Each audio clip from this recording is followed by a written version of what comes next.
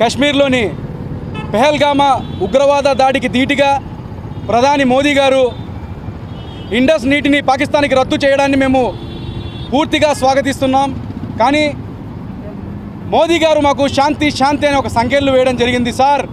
వాళ్ళు ఒక మతాన్ని మాత్రమే టార్గెట్ చేసి మీరు హిందువా అని నిర్ధారించి నిర్దాక్షిణంగా చంపేశారు సార్. తలకి పాయింట్ బ్లాంక్లో పెట్టి పేల్చేశారు సార్ మీరు హిందువా అని.